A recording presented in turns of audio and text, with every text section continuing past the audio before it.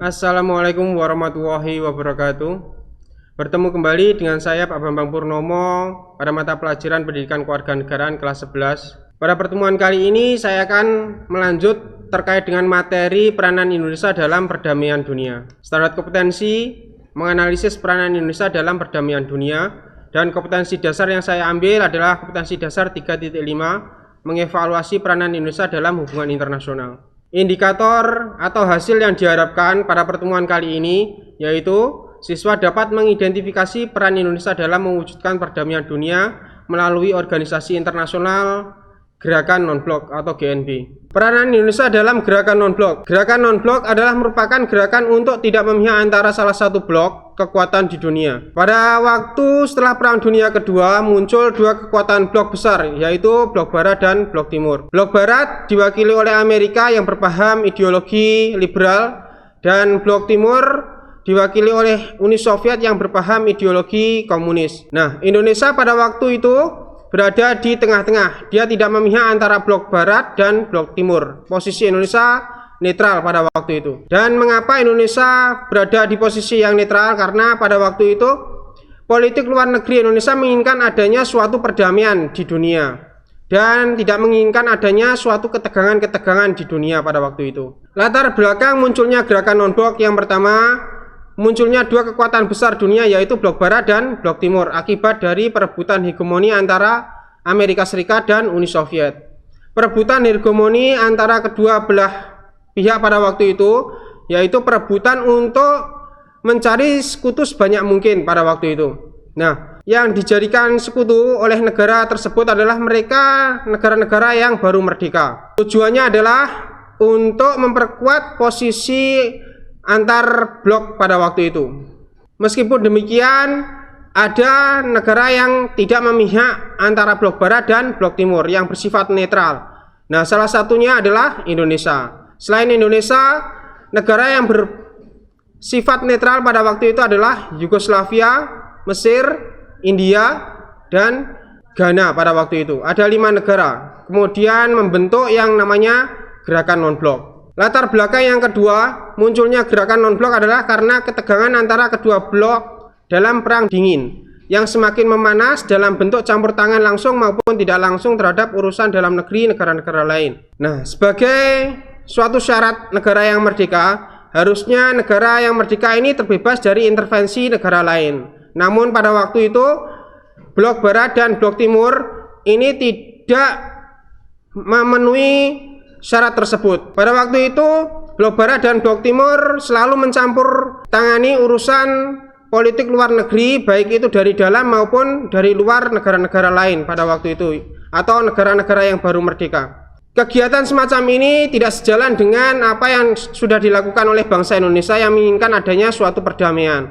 Akhirnya Indonesia memilih untuk netral dan kemudian mempunyai ide untuk membentuk suatu gerakan non-blok pada waktu itu. Yang ketiga, munculnya gerakan non-blok karena GNB didirikan di Beograd, Yugoslavia pada tahun 1961. Pendirian GNB ini digagas oleh 5 negara yaitu Indonesia yang diwakili oleh Presiden Soekarno, kemudian Yugoslavia yang diwakili oleh Presiden Joseph Broz Tito, kemudian Mesir diwakili oleh Presiden Gamal Abdel Nasser, kemudian India diwakili oleh Perdana Menteri Jawaharlal Nehru, kemudian Ghana diwakili oleh Perdana Menteri Kwame Nkrumah pada waktu itu. Jadi ada 5 tokoh pendiri gerakan non-blok.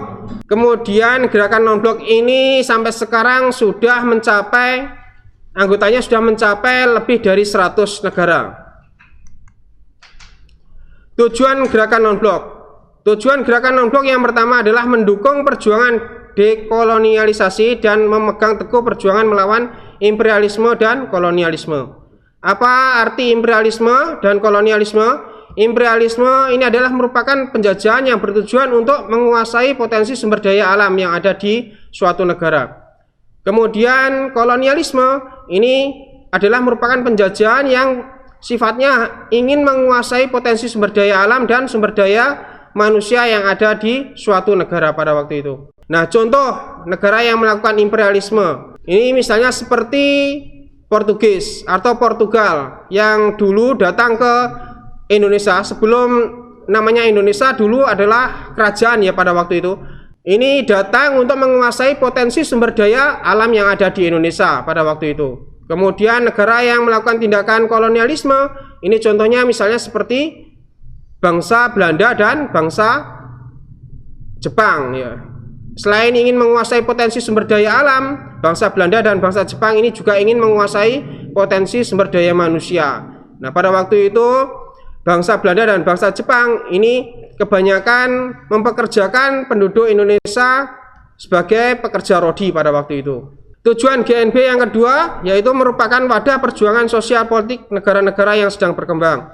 Nah, negara yang berkembang pada waktu itu ada 5 negara, Indonesia, kemudian Yugoslavia, kemudian Mesir, India, dan Ghana. Tujuan yang ketiga adalah mengurangi ketegangan antara blok barat yang dipimpin AS dan blok timur yang dipimpin oleh Uni Soviet. Nah, tujuan ini itu menginginkan agar terciptanya sebuah perdamaian di dunia, agar tidak ada yang namanya ketegangan-ketegangan antara blok barat maupun blok timur pada waktu itu. Peranan Indonesia dalam penyelenggaraan GNB. Peranan yang pertama adalah berperan sebagai pelopor berdirinya gerakan non-blok. Nah, tadi yang sudah saya sebutkan ada 5 pelopor berdirinya gerakan non-blok, salah satunya adalah Indonesia. Kemudian yang kedua, dalam KTT gerakan non-blok ke-10 tahun 1992, Indonesia berperan sebagai tuan rumah penyelenggara KTT dan Presiden Soeharto bertindak sebagai ketua gerakan non-blok. Kemudian peran Indonesia yang ketiga adalah Indonesia memprakarsai kerjasama teknis di bidang pertanian dan kependudukan.